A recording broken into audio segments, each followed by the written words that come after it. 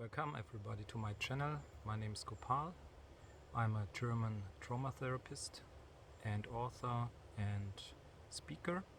I'm certified in TRE and NARM, and I also developed my own trauma healing method that is called floating. I would like to share some of my insights I got during the last years and decades with my own life and my work with clients.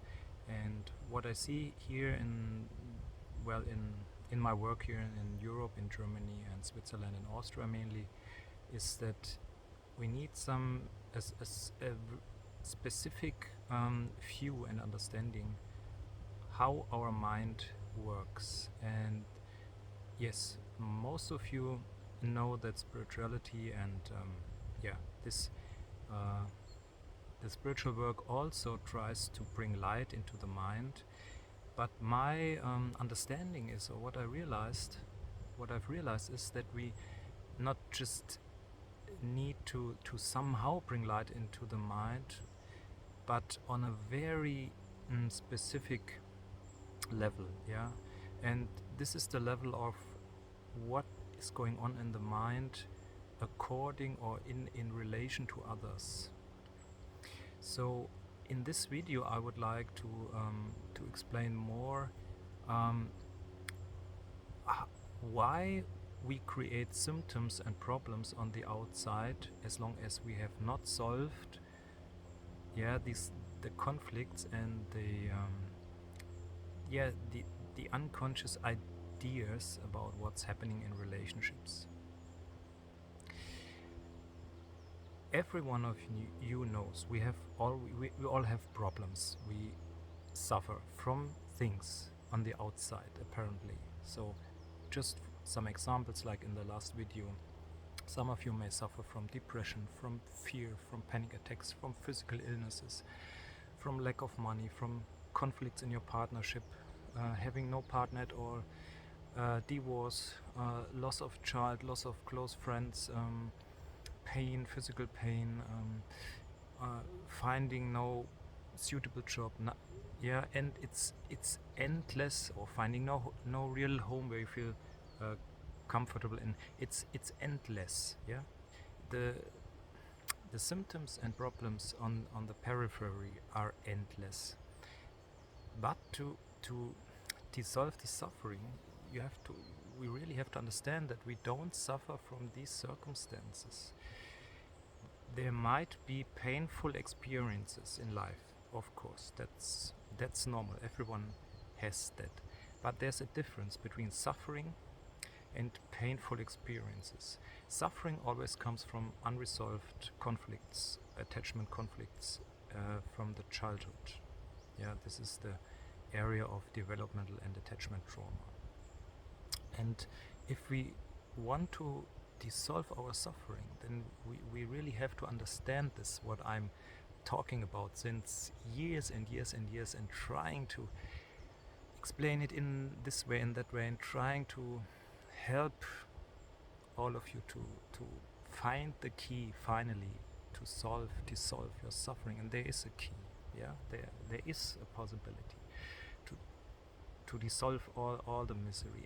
But we have to understand how all this is created and maintained in a way by yourself. So again, we have this level of problems on the outside, and what I'm saying is that the suffering has nothing to do with these problems. Yeah. For example, let's make an easy example. Lack of money. You may think that as soon as you would have enough money, you would not suffer anymore. And what I realized is that this is not true.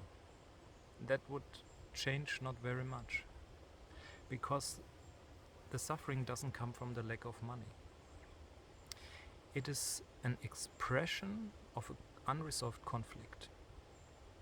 If it is a pattern, if you suffer for years, and if this is a main problem of your life, lack of money, yeah, then this comes from childhood. A grown-up who has not,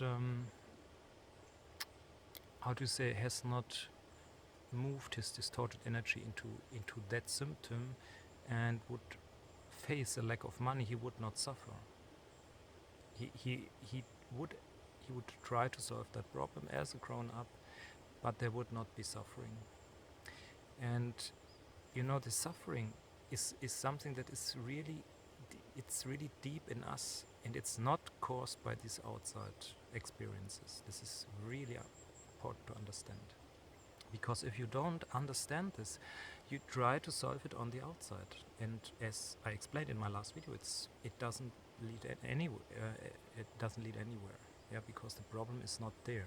The problem is not the lack of money. It is something that you have not communicated in your childhood. And in this video I would like to explain how we come from these early developmental conflicts or developmental traumas to all these symptoms on the outside, even wars and collective problems like wars and environment problems. All that comes from unresolved developmental and attachment trauma. And why is that so? It is because we cannot stop energy. Yeah, the life force cannot be stopped. A child comes undistorted, unblocked to this world, and the energy, the life force, runs through the system of the child and manifests in physical experiences, within the body. It manifests in emotional experiences, in contact to others, and in mental experiences, and of course higher levels are also there. But what happens in childhood is that what's going on in the child is not fully accepted by the environment, because the whole society is traumatized, and the parents cannot allow and cannot tolerate a child that is fully growing into his power and into his communication and relationship capacities. This would trigger all the pain of the environment and the parents. So the parents have to suppress that in one way or the other, in a direct way and an indirect way. However, the free flow of energy has to be suppressed. So, but we cannot suppress the energy. The energy cannot be suppressed. You cannot stop a river. Yeah, it's not possible. Yes, you can build something and create a big blockage, but nevertheless, the river is flowing and it creates a huge lake, for example, until the wall breaks. And so, for example, the core channels on the emotional level for the life force I have to explain it differently. If the life force through the emotional level is distorted, the first level of distortion is that the force manifests in two of the core emotions, and this is hate and anger and sadness. So this is the first level of distortion, and if the suppression, and even if this is even not tolerated by the environment, then the distortion has to go, or the energy has to manifest even on levels that are even further away from the core. So, for example, if the child also has to suppress its anger and its hate, or its sadness and loneliness, and even that cannot be communicated, then, for example, this energy has to be distorted in a physical illness, and then the child doesn't feel sad anymore, but it becomes physically ill, and then may get some attention.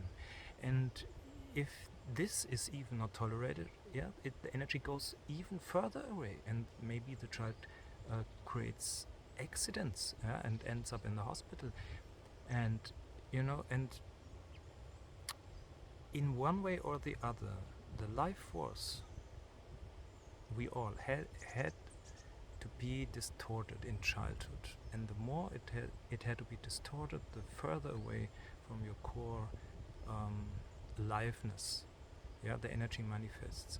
So we can say, for example, with the lack of money, the energy that creates this scenario in your life is actually something you were not able to communicate in your childhood. And you can find out what it is. For example, you have to bring that symptom back onto the relational level. So what, for example, with the lack of money, what does that mean on the relational pattern, on the relational level? It means that you have not enough. So it means that you need something and you don't get it. And then you can look what it is actually what you don't get in relationships, and what needs attention. Yeah, if you need something, it means basically attention. So it means you have to look what exactly within yourself needs attention, and you don't get that attention in your relationships. And this brings you closer to the origin of your suffering. And at the end, you will see that one of the two core emotions, sadness and hate or anger, has to be communicated. And for example, with the lack of money, it can be that you actually feel sad and lonely. Yeah, because you did not get enough attention and closeness from your environment, and the pain had to be excluded from the consciousness because it would have been too much for your child, for your nervous system in the childhood, and so it manifests on a completely different level. And the advantage of symptoms is they appear as if they have nothing to do with your core, with yourself, and this is not true. It's always about yourself.